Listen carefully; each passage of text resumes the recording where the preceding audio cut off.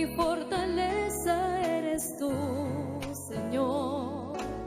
Mi fortaleza eres tú. Porque tú me has dado la vida. Porque tú me has dado el existir. Porque tú me has dado cariño. Me has dado amor, porque tú me has dado la vida, porque tú me has dado el existir, porque tú me has dado cariño, me has dado amor.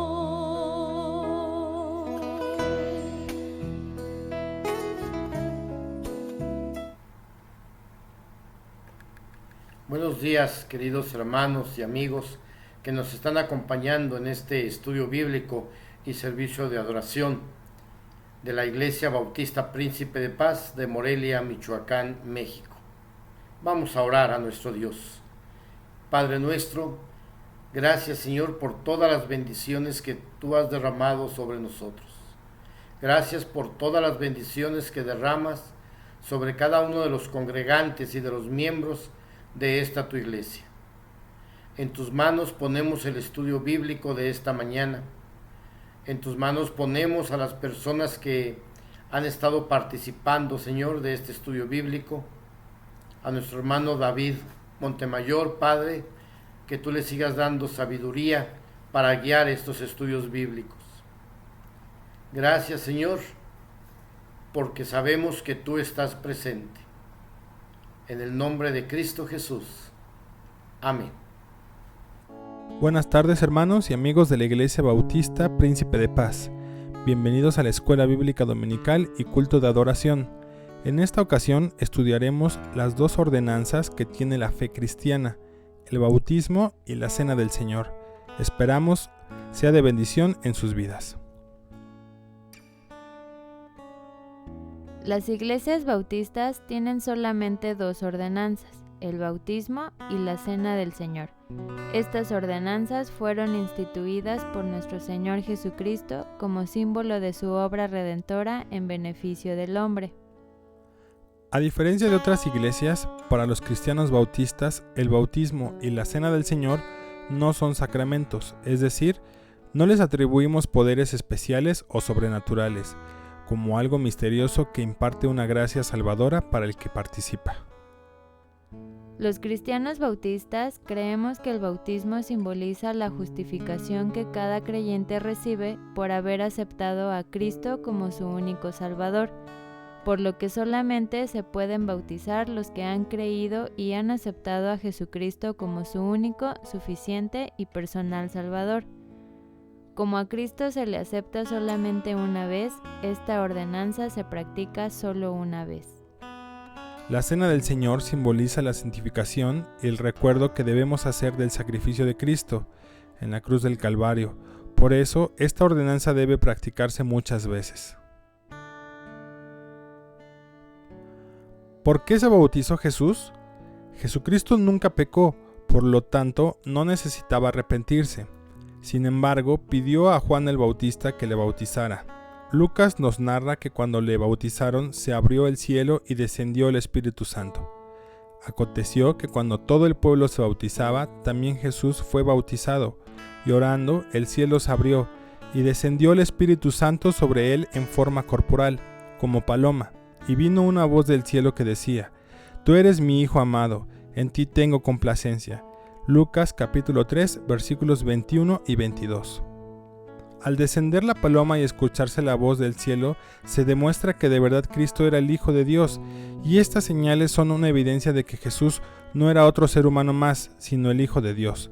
Después de ser bautizado, fue al desierto y tuvo la experiencia de las tentaciones. Así Jesús inició su ministerio público. Las primeras referencias al bautismo de parte de la Iglesia aparecen en el libro de los Hechos. Así que los que recibieron su palabra fueron bautizados y se añadieron aquel día como 3,000 personas. Hechos capítulo 2, versículo 41. En algunos versículos antes se menciona la venida del Espíritu Santo y sus manifestaciones sobrenaturales. Por eso, posteriormente en el Nuevo Testamento, la conversión de una persona es recibida con una gran alegría y como una manifestación emocional de la evidencia del Espíritu Santo y el deseo de bautizarle inmediatamente. Cuando Felipe fue a Samaria a predicar, muchos creyeron y fueron bautizados. Pero cuando creyeron a Felipe, que anunciaba el Evangelio del reino de Dios y el nombre de Jesucristo, se bautizaban hombres y mujeres. Hechos capítulo 8, versículo 12. El eunuco, después de creer, expresó su deseo de ser bautizado y Felipe le bautizó. Y mandó parar el carro y descendieron ambos al agua, Felipe y el eunuco, y le bautizó. Cuando Saulo dio evidencias de haberse convertido, fue bautizado, y al momento le cayeron de los ojos como escamas y recibió al instante la vista, y levantándose fue bautizado. Hechos capítulo 9, versículo 18. Otras personas que se mencionan en el libro de los Hechos y que fueron bautizados después de haber creído son Cornelio, Hechos capítulo 10, versículo 47 y 48. Lidia, Hechos capítulo 16, versículo 15. El carcelero, Hechos capítulo 16, versículo 33. Crispo y otros en Corinto, Hechos capítulo 18, versículo 8. Otros creyentes en Éfeso, Hechos capítulo 19, versículo 5. ¿Cuál es el significado del bautismo? En primer lugar, es un acto de obediencia de parte del creyente, que ya tiene una relación con Cristo por su fe. En segundo lugar, es una forma simbólica de proclamar el Evangelio a otros, para que también lleguen a creer. El bautismo simboliza la muerte y sepultura del hombre viejo y la resurrección para vivir una nueva vida. Y en tercer lugar, nos señala la muerte y resurrección de Jesús y la identificación del creyente en este importante hecho. Para los cristianos bautistas, el bautismo es una ordenanza, no un sacramento. El bautismo es un simbolismo y no tiene propiedades mágicas, misteriosas o sobrenaturales.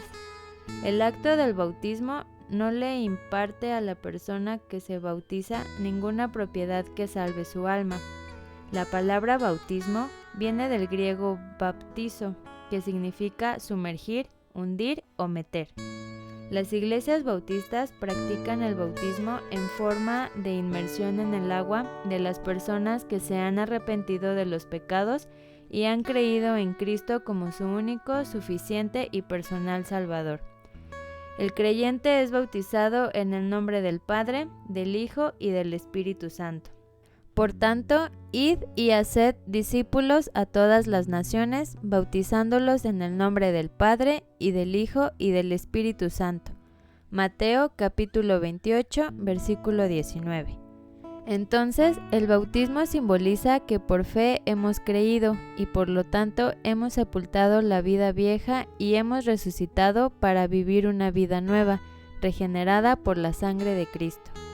Sepultados con Él en el bautismo, en el cual fuisteis también resucitados con Él, mediante la fe en el poder de Dios que le levantó de los muertos. Colosenses capítulo 2, versículo 12. Resumiendo. Número 1. El bautismo es una ordenanza, no un sacramento, por lo que no tiene efectos misteriosos ni salvíficos en la vida del creyente que se bautiza. Número 2. Los cristianos bautistas no bautizamos adultos, bautizamos creyentes. Es decir, para ser bautizado, la persona debió hacer una profesión pública de su arrepentimiento y su fe en Cristo Jesús como su único, suficiente y personal Salvador. Número 3. El bautismo es un acto de obediencia del creyente que ya tiene una relación con Cristo por su fe. Número 4. Simboliza la muerte del creyente a una vida vieja y su resurrección a una vida nueva, con Cristo como su Redentor y así invita a otros a creer. Número 5. Señala la muerte y resurrección de Jesús y la identificación del creyente en este importante hecho.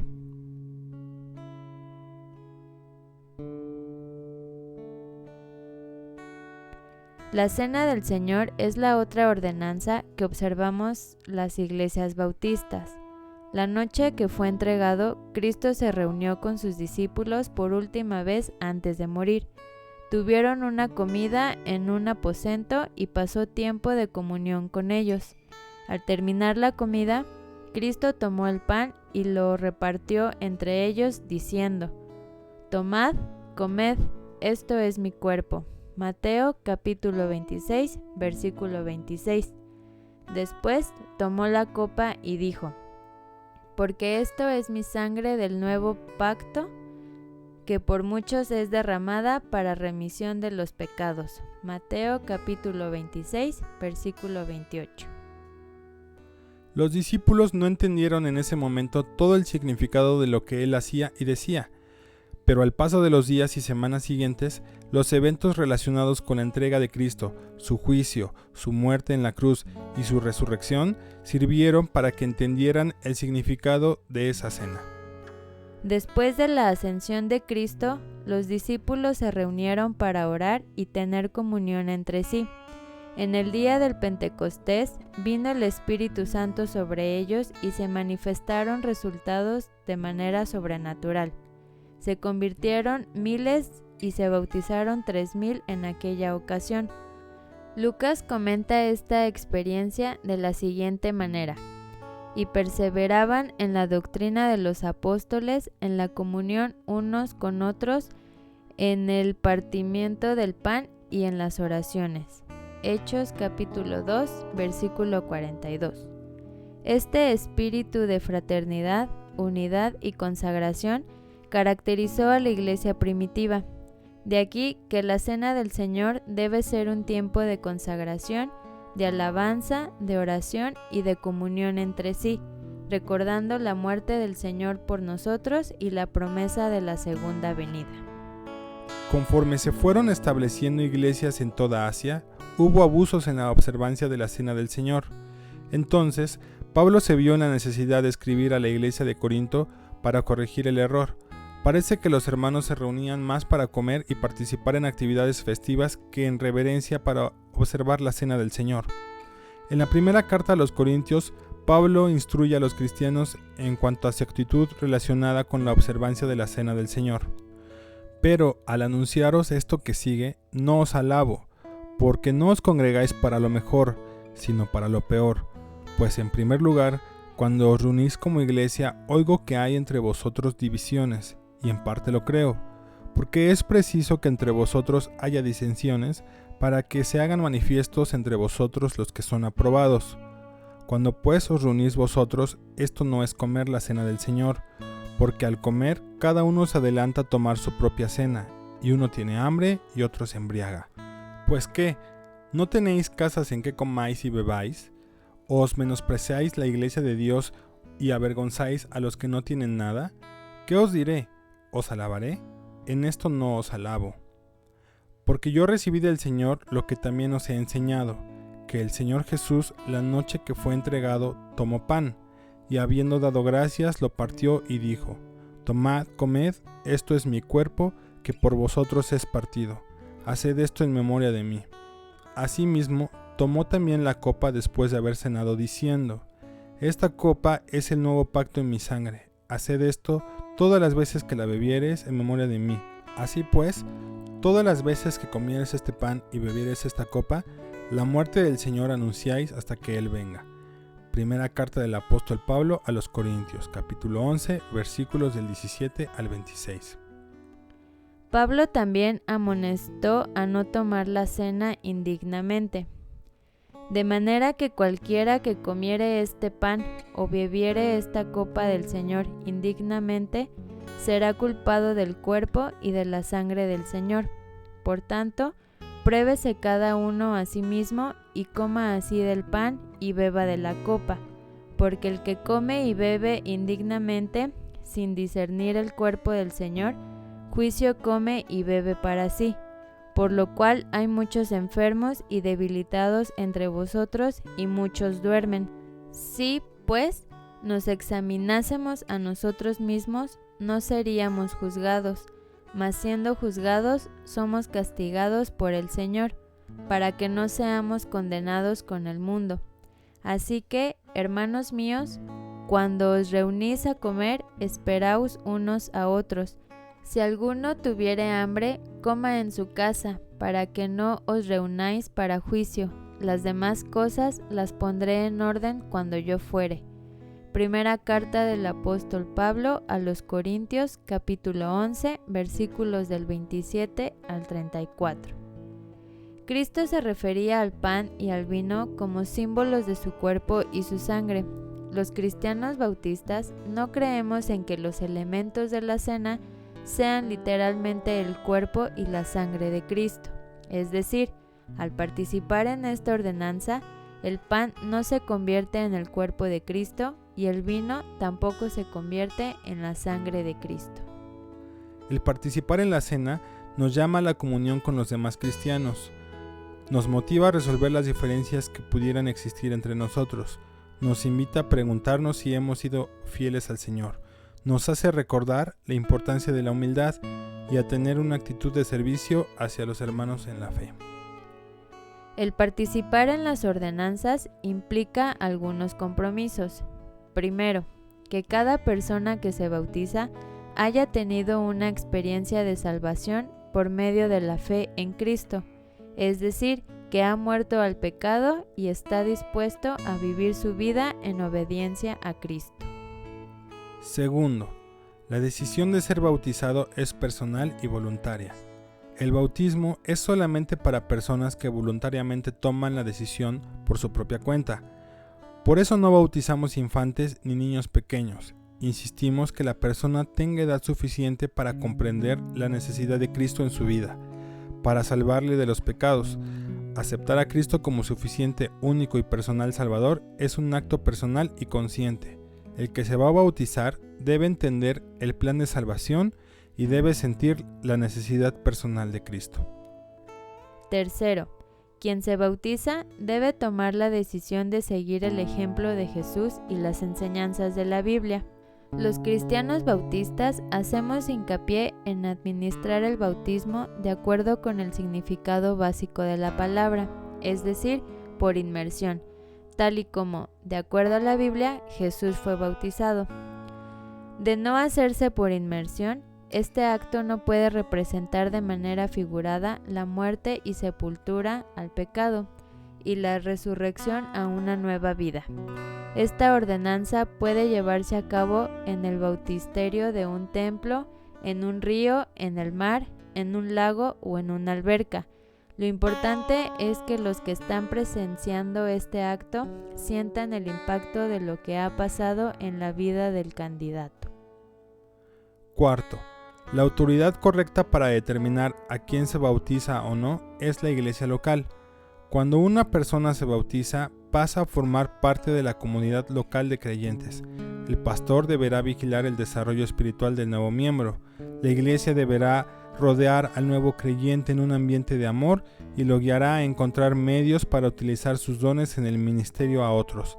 El bautismo es el primer paso de obediencia y el cristiano debe estar listo para ser recluta en el servicio para el Señor. Quinto, al celebrar la Cena del Señor, debemos hacerlo con todo su significado.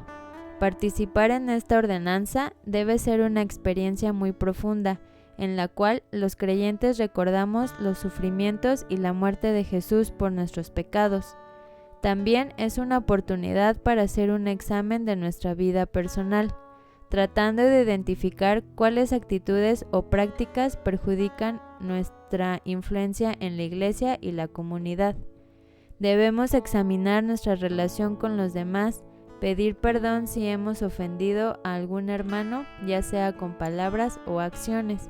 Debemos acercarnos a la Cena del Señor con una profunda reverencia, renovando votos de servir a nuestro Dios con más dedicación.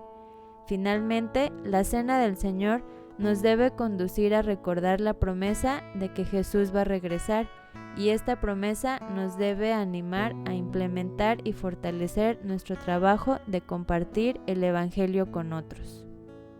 Hemos hecho un análisis rápido de lo que significan para los cristianos bautistas las dos ordenanzas que practicamos, el bautismo y la Cena del Señor.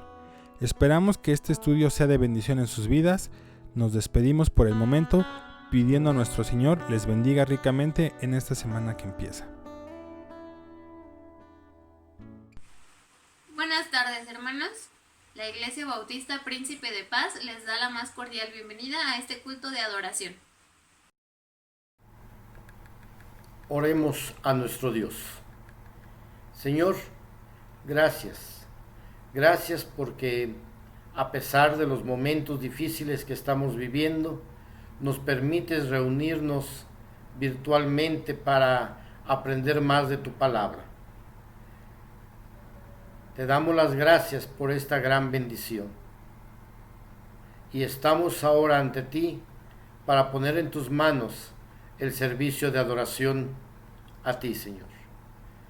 Padre, que todo lo que se haga en este servicio sea única y exclusivamente para la gloria y honra tuya.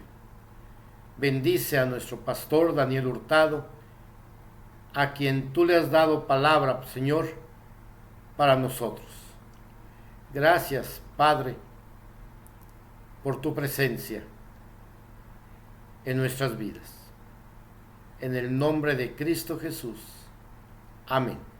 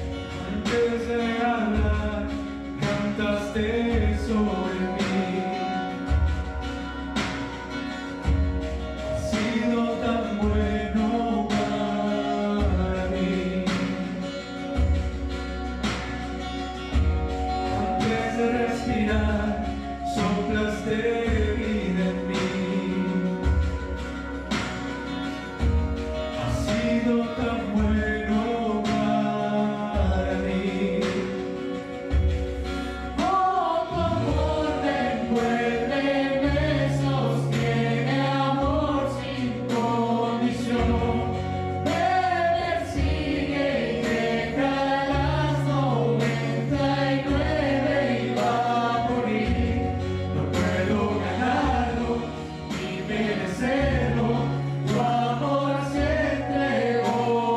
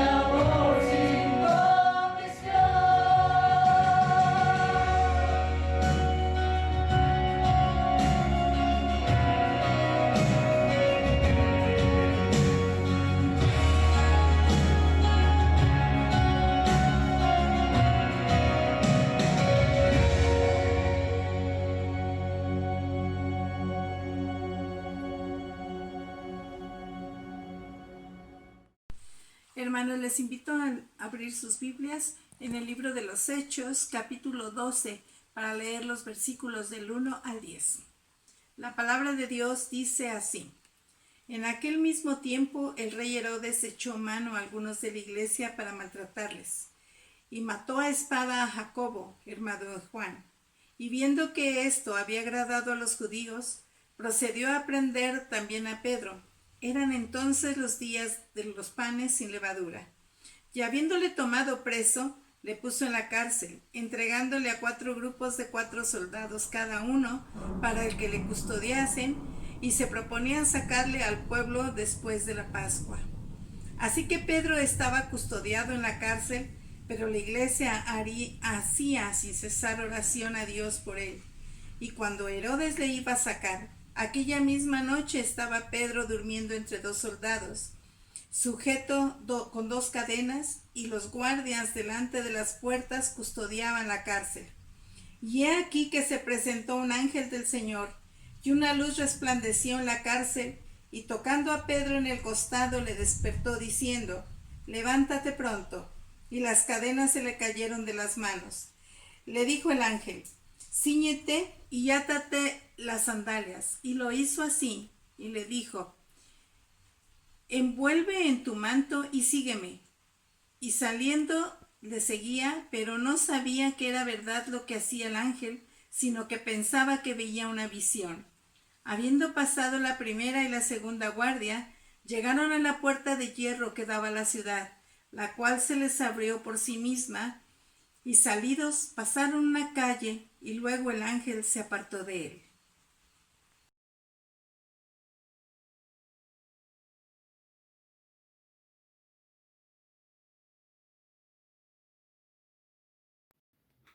Muy buen día, queridos hermanos. Pues una vez más, gracias a Dios porque nos deja reunirnos como iglesia, primer día de la semana, en la cual el pueblo de Dios en muchos lugares y de muchas maneras se reúnen para alabar el nombre de Dios. Sé de algunas iglesias que ya están reabriendo sus templos, sé de algunas otras que no han cerrado, y en comunidades donde hay poca gente, rurales o en la sierra. Nuestra hermana Elizabeth nos compartía que su hermano predica en una parte de Laredo, en una comunidad, y también hayan podido seguir congregándose, reuniéndose, porque es en el campo y están retirados y alaban a Dios juntos. Y qué bueno que dentro de todo, pues la iglesia, aunque el gobierno y por medidas sanitarias nos dicen que nos quedemos en casa, gracias a Dios que la iglesia sigue saliendo fuera. Eso es lo que significa iglesia, la enseñanza tan bonita que pudimos ver el domingo, es salir fuera. Y gracias a Dios que a través de nuestro canal de Face y nuestro hermano Eduardo, que también hace el enlace con YouTube, pues también nuestra iglesia Príncipe de Paz, y más que la iglesia, nuestro nombre, o yo como pastor, la palabra de Dios sigue saliendo aún más allá de México y otros lugares. Y ese es el propósito de compartir la palabra de Dios, de saber que la iglesia tiene una función. La iglesia, dice en los evangelios, los cristianos debemos ser luz y debemos ser sal para el mundo. Y bien, hermanos, pues hoy domingo nos reunimos para estudiar la escuela bíblica, para aprender más de cómo son nuestros lineamientos como congregaciones. Pues también bendecir el nombre de Dios con nuestros cantos, con nuestra ofrenda, y sobre todo también con el mensaje de la palabra de Dios. Hoy quiero compartir con ustedes acerca de la presencia de Dios en mi vida y cómo obra eso en nuestra fe. La presencia de Dios en nuestra vida, y eso tiene que abarcar pues nuestras acciones, nuestra paz, nuestra fortaleza, porque eso es lo que hace la fe en la vida del creyente. La fe en un Dios vivo, en un Dios verdadero, en el Dios de la Biblia. Y si usted está ahí, tiene acceso a una Biblia, le invito a que busque en el libro de los Hechos, capítulo 12. Hechos, capítulo 12. Y ahí viene una historia muy bonita acerca de cómo la presencia de Dios en medio de la iglesia que está orando hace que la fe produzca algo. Y hoy es lo que quiero compartir con ustedes. Hechos capítulo 12, versículos 1 en adelante. Dice la palabra de Dios: en aquel mismo tiempo el rey Herodes echó mano a algunos de la iglesia para maltratarles. Y él mató a espada a Jacobo, hermano de Juan. Y viendo que esto había agradado a los judíos, procedió a prender también a Pedro. Eran entonces los días de los panes sin levadura. Y habiéndole tomado preso, le puso en la cárcel, entregándole a 4 grupos de 4 soldados cada uno, para que le custodiasen. Y se proponía sacarle al pueblo después de la Pascua. Así que Pedro estaba custodiado en la cárcel, pero la iglesia hacía sin cesar oración a Dios por él. Y cuando Herodes le iba a sacar, aquella misma noche estaba Pedro durmiendo entre 2 soldados, sujeto con 2 cadenas, y los guardias delante de la puerta custodiaban la cárcel. Y he aquí que se presentó un ángel del Señor, y una voz resplandeció en la cárcel, y tocando a Pedro en el costado, le despertó, diciendo: levántate pronto. Y las cadenas se le cayeron de las manos. ¿Cómo podemos enfrentar nosotros una crisis como la que ahorita está pasando en gran parte del mundo? Nosotros en nuestro México, en nuestro estado. ¿O qué podemos hacer cuando alguna crisis o una situación difícil toca a nuestra puerta? El asunto es que las crisis o las dificultades, o como en este caso esta enfermedad que de repente llegó, déjenme decirles que las dificultades y todo ese tipo de cosas no se quedan en casa, siguen. Ahora, en un principio fue la enfermedad, después la economía, la falta de empleo, muchas cosas en las escuelas. Pero aunque nosotros no podamos, ¿verdad?, de alguna manera evitarlas, debemos de saber que nadie estamos exento de pasar por alguna dificultad. Aquí vemos como el apóstol Pedro, ya siendo predicador del Evangelio, bien entregado al Señor, pasa por esta situación muy difícil, aún casi a costa de su vida. Muchas veces no sabemos qué hacer cuando llegan esas dificultades o esas adversidades. Pero yo he visto en la Biblia, en la palabra de Dios, que muchas de las veces cuando llegan ese tipo de crisis a golpearnos, de dificultades, es, ¿verdad?, algo para acrecentar nuestra fe, para saber que en las manos de Dios podemos descansar. Cuando yo siento la presencia de Dios en mi vida, aún en las dificultades, pues es cuando mi fe verdaderamente crece. Aquí podemos ver que Herodes era un hombre cruel, dice la escritura donde leímos, que ya había mandado matar a Jacobo. Era muy cruel, era sanguinario. Herodes llevaba una vida muy disipada. Y fue un instrumento perfecto que el enemigo usó para crear una crisis en los apóstoles, en los cristianos del primer siglo. Y la táctica del enemigo no ha cambiado, pues sigue usando aquello que es, ¿verdad?, intimidante, que quiere desestabilizar nuestra vida de fe, nuestra comunión con Dios. Herodes descubrió que la muerte de Santiago o de Jacobo, que es la misma persona, contribuyó con su popularidad. Y sabiendo que con Pedro las cosas, ¿verdad?, o las encuestas les darían más puntos a su favor, procedió a encerrarlo. Él sabía que después de la Pascua, Pedro, ¿verdad?, sería propicio para también hacer justicia humana ante el pueblo y quedar bien. Pedro sabía la orden que Herodes tenía, los planes que tenía para él. Si había mandado matar a Jacobo, que le esperaba al apóstol Pedro. Por lo tanto, estaba consciente de que ese momento, cuando estaba en la cárcel, era un momento complicado y crítico. Pero me llama mucho la atención y yo espero que podamos nosotros también descansar en esto, hermanos. Me llama la atención, como dice aquí, el versículo 5. Pedro estaba custodiado en la cárcel, pero la iglesia hacía sin cesar oración a Dios por él. El poder de la oración de fe. Y también me llama mucho la atención en el versículo 7, donde dice que Pedro estaba dormido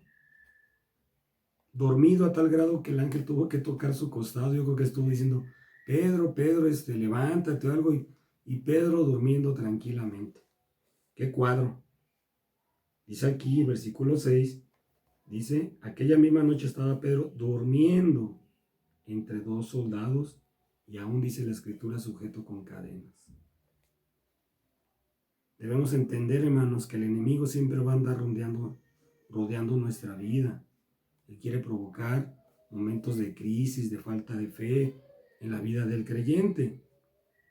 Así que nosotros debemos de encontrarnos como Pedro, con esa paz y esa seguridad de que el Señor está en nuestra vida. Alguien afirmó, dice que si nosotros no han venido situaciones complicadas en nuestra vida, es porque vamos en la misma dirección de aquel que se encarga de ponerlas. Pero si podemos dar una vuelta, nos vamos a dar cuenta que habrá un choque, y ahí es donde vendrá esa situación complicada. Sin embargo, es en ese momento cuando nosotros sabemos que el Señor Jesucristo es real, que el Señor Jesucristo está en nuestra vida. Descubriremos la poderosa presencia de Dios para enfrentar la adversidad. Cuando en esos momentos tocan a nuestra vida, a nuestra puerta, a nuestra iglesia, podemos ver entonces cómo la presencia de Dios actúa en nuestra vida y también va a actuar en nuestra fe.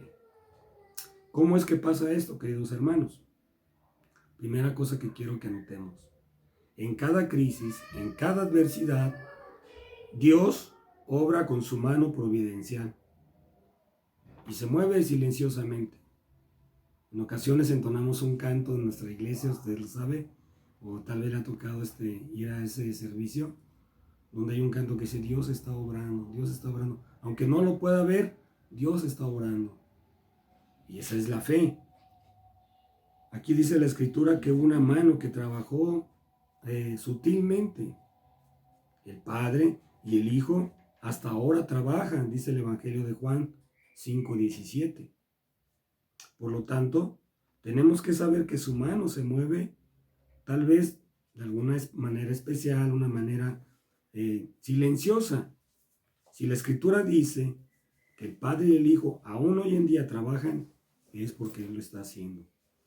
Y Él va a trabajar en nuestro favor en cualquier adversidad. Dios está detrás de lo que no vemos, haciendo cosas que aún tal vez la gente no pueda hacer. Si nosotros estamos pasando por alguna adversidad o alguna crisis, ¿no vamos a ver a Dios obrando? Yo espero que lo veamos nosotros en la fe. Que no nos aflijamos, que no sintamos que el Señor, ¿verdad?, está ausente. Su mano, dice el profeta Isaías, su brazo no se ha cortado para salvarnos. Muchos pudieran pensar, ¿verdad?, que se encuentran en un caos donde no encuentran ningún sentido, alguna salida. Y todo lo que pensó que andaba bien, ahora como que se desarma, ¿no? Como que ya no cuadra. Al ver esta historia de Pedro, de Hechos 12, vendrán las mismas preguntas que nos hacemos en nuestra propia situación difícil. ¿Por qué Dios permitió que Herodes reinara? ¿Por qué Santiago murió y Pedro fue liberado? En ocasiones vienen esos pensamientos a nuestra vida, ¿verdad? ¿Por qué llegó esta enfermedad? ¿Por qué cambié de empleo? Ahora, ¿por qué hay esto? ¿Por qué está pasando lo otro? Pero el Señor, hermanos, ¿verdad?, no ha cortado su brazo de favor por nosotros. Quiero que usted pueda depositar su fe en eso. Muchos podrán pensar, ¿acaso Dios tiene hijos favoritos? ¿Verdad? Aquí dice la escritura que Herodes ya había permitido, en versículo 2, y mató a espada a Jacobo, hermano de Juan. Entonces tiene hijos favoritos porque Jacobo sí perdió la vida y Pedro pues está en la cárcel todavía con otra oportunidad. Pero déjenme decirles, queridos hermanos, que los cristianos no vivimos de explicaciones. La vida no es un misterio que debemos nosotros resolver, sino un misterio que debe de ser vivido y caminado. Y lo que nosotros necesitamos saber es cómo la mano del Señor trabaja y nosotros debemos de respetar eso. Él está en control de todo y nada se le escapa de lo que Él hace. Otra cosa importante, hermanos, el Señor en ocasiones va a permitir que todo eso funcione para bien. Aquí dice el versículo 5, la iglesia hacía oración por Él. Dios permitió esta situación para que los creyentes, aquella iglesia de oración, de fe, vieran con sus propios ojos lo que Dios podía hacer al responder una oración de fe. No sé cuántos hayan sentido que muchas veces Dios pareciera que se arruinan nuestros planes o que no hay salida, ¿verdad?, para alguna situación difícil. Pero lo que nosotros necesitamos saber es que Dios no ha dejado de trabajar. Lo que tenemos que saber es que su soberanía es una realidad en cualquier situación, en cualquier crisis, en cualquier adversidad. Como lo enfrentó el apóstol Pablo en Romanos 8:28. Desde una cárcel dice que a los que aman a Dios, todas las cosas les ayudan a bien. Y eso sigue siendo una verdad que continúa en la vida de un creyente verdadero, que aún bajo la adversidad, el Señor está obrando y Él tiene un propósito para cada cosa. ¿Por qué Dios permitió que Pedro fuera encerrado y que Jacobo muriera? ¿Por qué? Necesitamos entender que aun cuando vemos que todo anda bien en la vida para algunos y para otros no, van a llegar esos momentos aún a nuestra vida y el viento se torne contrario a nosotros. Lo que yo sí puedo entender y ver aquí en la Escritura, que su providencia, el cuidado de Dios es real en cada momento. No debemos dejar lugar a duda en esa situación, hermanos. Otra cosa importante que me gusta, hermanos, es cómo la oración nos hace esperar. Y en cada crisis, en cada situación, Dios obra dando una respuesta oportuna. Es en su tiempo, es en la voluntad del Señor, no es en mi tiempo, ni a mi favor como yo quisiera. Es en la oportuna, ¿verdad?, respuesta a la oración ferviente. Dios obra y da respuesta en el momento preciso. Ahí lo dice el versículo 5. Ya estaban un poco angustiados los que amaban a Pedro, a su pastor, ¿verdad?, al líder que estaba ahí compartiéndoles de la palabra. Pero hay algo importante, hermanos. Si hay algo que a Dios le agrada, es ver a su iglesia rendida en oración. Gracias al Señor tenemos nuestros jueves de oración. Y algunos hermanos y amigos de otras iglesias, y aún de amigos, ¿verdad?, saben que ahí está nuestro Señor presente en nuestro culto de oración. Por favor, ayúdenos a orar por nuestra hija, ayúdenos a orar por un matrimonio, ayúdenos a orar por una enfermedad, ayúdenos a orar por un empleo. Vemos, hermanos, que Dios obra y da respuesta a la oración. Lo dice el versículo 5. Nada desata más rápido su gracia y su favor como la oración. Cuando nuestro Señor y Dios ve a sus hijos, ¿verdad?, dice ahí, hacer oración sin cesar. Una oración ferviente, de fe. Y es cuando se pone de manifiesto que si bien es cierto que hay crisis, que hay dificultades, tal vez parecen hasta imposibles para los hombres, para Dios es asunto de tiempo en dar su respuesta. Él sabe el momento justo, Él sabe el momento propicio. Para Pedro pareciera imposible que se salvara de las manos sangrientas de Herodes, pero la iglesia hacía oración sin cesar a su Dios. Un total de 17 guardias custodiaban la cárcel. 2 le tenían atadas a sus manos. Así que Pedro estaba bajo extrema seguridad. Parecía que no había esperanza para él. El apóstol estaba en una crisis en la antesala de la muerte. La sentencia estaba dada y era cuestión de horas para que se cumpliera el plazo de pasar a mejor vida. Pero la iglesia hacía oración sin cesar por él. Queridos hermanos, déjenme decirles que no hay crisis tan grande que no sea resuelta a través del poder de la oración. Por lo tanto, cada dificultad de nuestra vida es la gran oportunidad de Dios para dar respuesta oportuna a la oración que se hace persistentemente. El Señor, hermanos, no se olvida de nuestras necesidades. Dios no se olvida de nuestras luchas que podamos estar pasando. Ahí lo dice el versículo 5. Dice, pero la iglesia hacía sin cesar oración a Dios. Pedro estaba custodiado en la cárcel. La puerta, que no estaba cerrada, ¿verdad? El Señor es que capaz, hermanos, de mover su mano en favor. Aquí podemos ver la frecuencia de la oración. Mientras se espera por una respuesta de Dios, que Pedro está en la cárcel y al parecer Dios no tenía ningún apuro en sacarlo. Tenemos que recordar, hermanos, que las demoras de Dios no son negaciones. Es una de las grandes lecciones de la oración, es la persistencia. Aun cuando tarde el Señor en responder, nosotros debemos de continuar. La oración debe tener fervor. La oración es trabajo. En aquel tiempo la iglesia se unió para orar. El enemigo sabía lo que eso significa cuando la oración de la iglesia es eficaz. Alguien ha dicho que el diablo tiembla cuando ve al más débil santo de rodillas. Alguien ha dicho que el diablo tiembla cuando ve al más débil santo de rodillas. Cuando estamos orando lo hacemos a Dios. Y esa es la fe de la oración. Hay un Dios en los cielos que dice, clama a mí y yo te responderé. No hay nada que pueda unir más a la iglesia que la oración. Las veces que Dios ha visitado a la iglesia, lo vemos en la Biblia, era cuando estaban reunidos en oración. La iglesia tenía fe y por eso oraba hacia el Señor.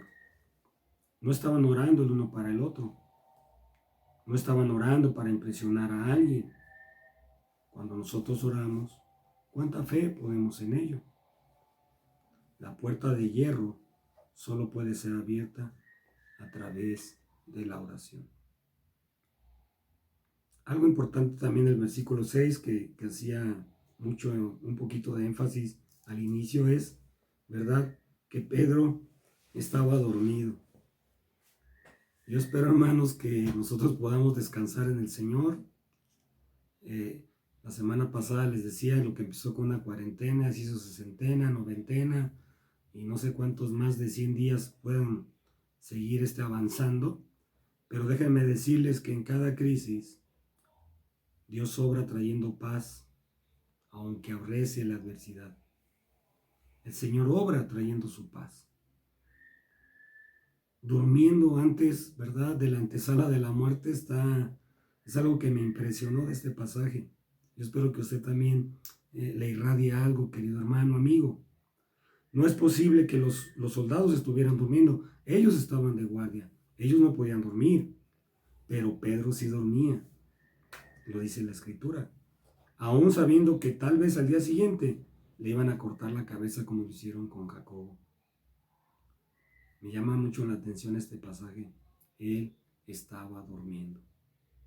Y Pedro dormía tan profundamente que el ángel tuvo que tocarle por un costado para levantarle. Yo me imagino esta escena. El apóstol Pedro hasta roncando. El ángel ahí quedito, Pedro, Pedro, es hora de salir, el Señor ha oído las oraciones, vámonos. Y Pedro, soñando, ¿verdad? Allá en el paraíso, no sé qué. El ángel tuvo que tocarlo, ¿verdad? Moverlo y decirle, va, Pedro, Pedro. Me impacta este pasaje y espero que usted se meta a la escritura junto conmigo de esa manera. Dice la escritura que él dormía. ¿Cómo actuaríamos nosotros, hermanos? Una noche antes, sabiendo que algo complicado viene el día siguiente.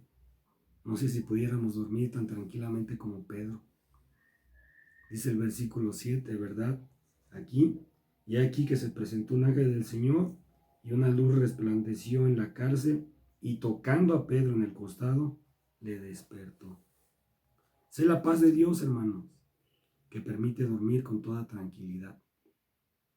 En medio de la adversidad podemos tener la paz del Señor. Descansar sabiendo que Dios tiene el control de todas las cosas. Nosotros, ¿cómo podemos dormir ante una situación difícil? ¿Por qué lo hizo Pedro? Porque Pedro sí pudo conciliar el sueño, ¿verdad? Tranquilamente. Les voy a decir la clave, hermanos. Él no tenía temor de morir, porque el Cristo resucitado se le apareció. Fue cierto que cuando negó a Cristo, tuvo temor de morir como lo hizo su maestro. Pero ahora, por cuanto sabía que el Señor Jesús vive, que había resucitado, que había vencido a la muerte, que había vencido a la tumba, que había vencido a la cruz, no tuvo temor él tampoco de morir.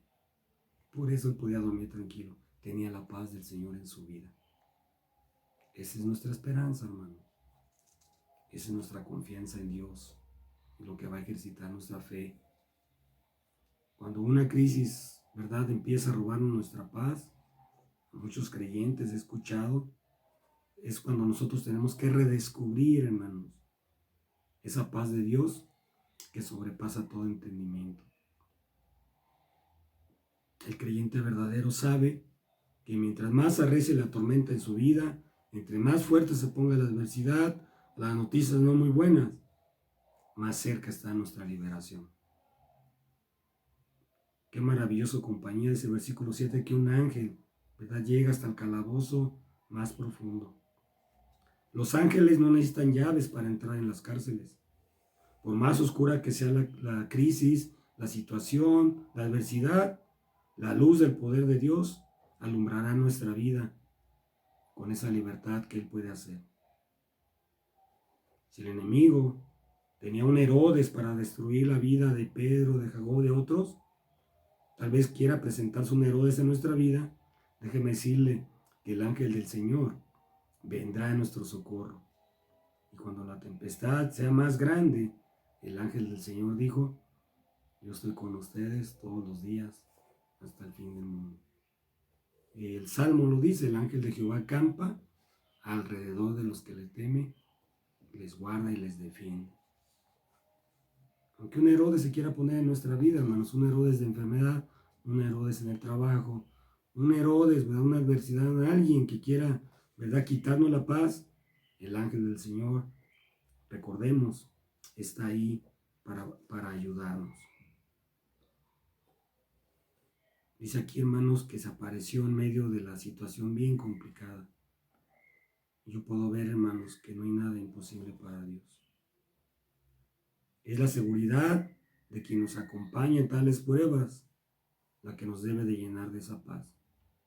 Esa paz la experimenta Pedro en el calabozo, pues seguramente conocía el texto que dice, he aquí, no se adormecerá el que guarda Israel.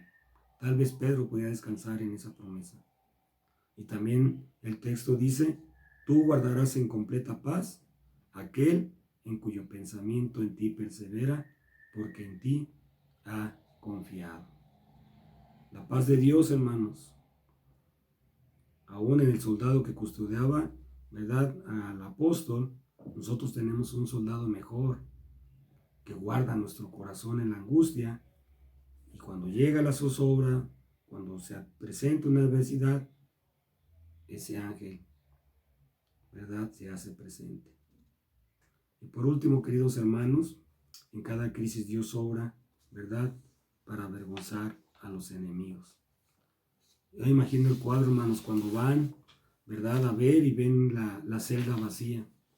Cuando ven que aquel preso que estaba súper custodiado por guardias y todo eso y con cadenas ya no está. Déjenme decirle que aunque Dios se tome su tiempo, Él, hermanos, está obrando de una manera especial para nuestra vida. A lo mejor hemos llegado a pensar, ¿dónde está el Señor en esta situación? ¿Dónde está el Señor en este tiempo complicado que estamos pasando? Tal vez algunos puedan pensar que no puede hacer mucho en el favor. Pero cuando yo veo, hermanos, que el ángel saca a Pedro fuera de la cárcel, ¿verdad? Y le dice, bien, Pedro, hasta pronto. Yo puedo ver, hermanos, que Dios es capaz de obrar en cualquier adversidad. Tenemos que tomar en cuenta esto, hermanos. La liberación de Pedro llegó al último instante. Ya casi cuando pareciera que no había mucho por hacer. Pero Dios no actúa bajo presión. Él no se desespera como muchos de nosotros. Y esta historia se desarrolla sin ninguna prisa. Mira lo que hizo el ángel cuando llegó. Le dice a Pedro, levántate, vamos, ya no duermas más, vístete, cálzate. Y pareciera, ¿verdad?, que no llevaban mucha prisa. Y uno pudiera imaginarse a Pedro, ¿verdad?, dormilado, hasta preguntarle al ángel por la hora, ¿no? Yo puedo ver, hermanos, esta lección del ángel pidiéndole a Pedro que se vistiera, era para afirmarle que iba a salir de esa crisis con toda dignidad. De esta manera, las puertas se abren, ¿verdad?, aún de los que no han hecho nada malo. Los presos, usted conoce la historia, hay muchas historias muy conocidas en nuestro México. Algunos han escapado de prisión porque han hecho algo malo, no de una manera digna. Pero fíjense, hermanos, cómo el apóstol Pedro, aún custodiado, escoltado, ahora un ángel, ¿verdad?, lo toma de su mano y lo saca por la puerta. Y eso es una enseñanza muy bonita para nosotros. Dios no nos va a dejar, ¿verdad?, en nuestra adversidad. Él es nuestro libertador. Pareciera, ¿verdad?, muy complicado de creerlo y aplicarlo en nuestra vida. Pero la puerta de la cárcel se abrieron. Pedro quedó libre, es el final de la historia. Allí en el versículo 12 en adelante. Y se dirige con gozo a la casa donde estaban orando por su libertad. Y la encuentra cerrada. Una joven que estaba ahí en la reunión se acercó y vio que era Pedro.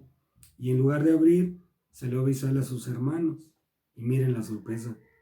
Cuando la muchacha llamada Rodas les interrumpe por lo que estaba viendo, a lo mejor dijeron, Rodas, podrías dejarnos solos porque estamos orando. Pero ahí está, hermano, la respuesta a esa oración. Ahora Pedro está viendo que lo dejen entrar para que fuera más fácil. Y vean, hermanos, cómo fue más sencillo liberar a Pedro de la cárcel que entrar en la casa, ¿verdad?, donde estaban orando por él sus hermanos. Si el Señor pudo abrir la puerta de la prisión, ¿habrá otra puerta que no pueda abrir? Si oramos, queridos hermanos, por un milagro en medio de cualquier crisis o adversidad, preparémonos para creer que todo es posible para Dios. La puerta de hierro se abrió sola para traer total libertad al cuerpo, pero yo creo que también al alma apresada. Dios no deja en vergüenza a sus hijos. ¿Qué tenemos que hacer entonces, hermanos, en medio de la adversidad? Bueno, tenemos que recordar que Dios tiene el control de cada situación. Pero también necesitamos seguir la presencia de Dios detrás de cada situación difícil. El poder de la oración y el poder de la paz deben estar presentes en la vida del creyente. Es una manera de ejercitar también nuestra fe. Al final, ustedes saben la historia, lo que pasó con Herodes. El Señor hizo justicia. Y detrás de cada crisis hay un poder silencioso que no se detiene. Ningún hijo de Dios se quedará encadenado o preso en ninguna prueba o adversidad. Dios abrirá las puertas a nuestra libertad. Dice la palabra de Dios, si el Hijo os libertare, seréis verdaderamente libres. Y esa, hermanos, es nuestra esperanza, esa es nuestra fortaleza de aquel, hermanos, que ha depositado su fe, su confianza en Cristo, nuestro libertador. La presencia de Dios es real en nuestra vida, en tanto que nosotros, hermanos, ejercitemos nuestra fe bajo cualquier presión, bajo cualquier adversidad. Y sigamos adelante, hermanos. Les decía, esto no tiene para cuándo, pero Dios está obrando, Dios está trabajando, su ángel acampa alrededor de nosotros. Yo puedo agradecer a Dios que no faltó el pan en casa y espero que ninguno de ustedes. Y el Señor ha sido fiel. Ahora nos corresponde a nosotros ejercitar esa fe para sentir la presencia de Dios en nuestra vida. Dios les guarde, queridos hermanos. Si Dios nos presta vida, nos vemos el jueves a las 7. Recuerden, por favor, tenemos una cita para orar como iglesia, orar fervientemente por nuestro país, por nuestros hermanos, por nuestros amigos, por la familia. Y también, hermanos, ver cada persona que tuvo ese encuentro con Jesús, que vale la pena, ¿verdad?, tener ese encuentro y dejar que el amor de Dios nos transforme. Dios les guarde, hermanos, Dios les bendiga.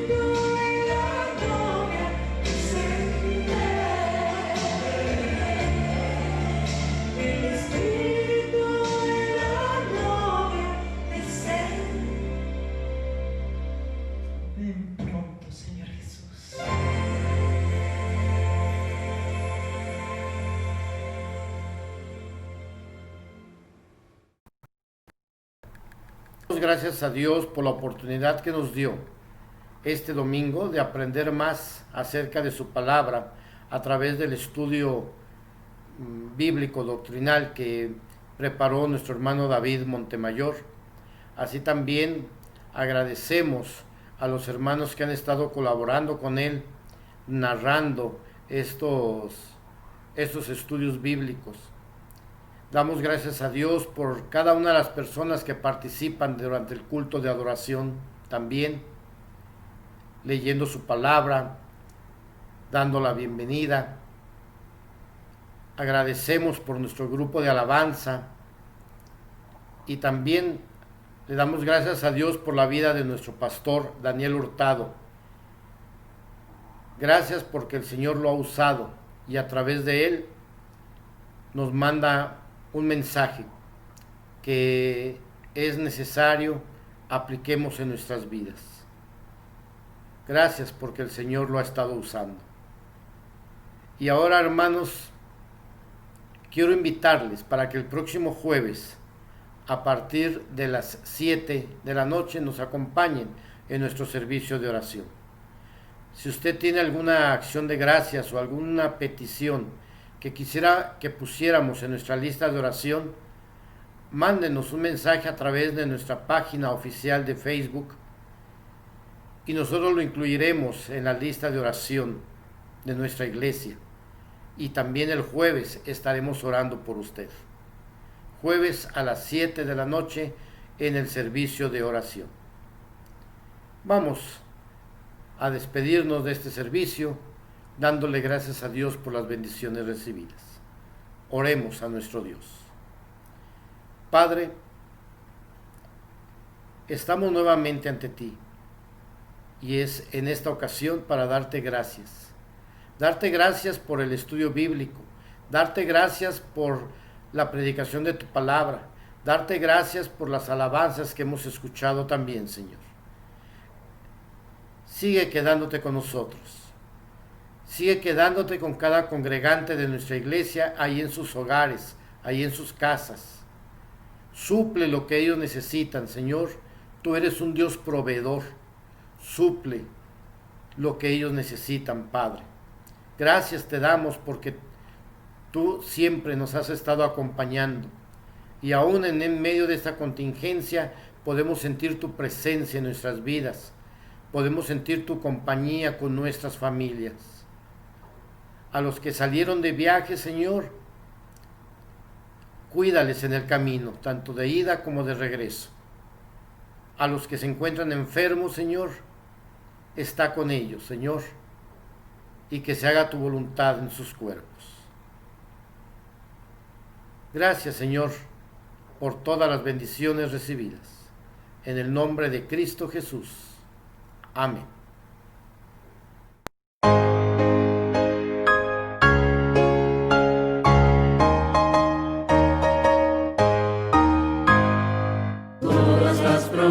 Del Señor Jesús son apoyo poderoso de mi fe.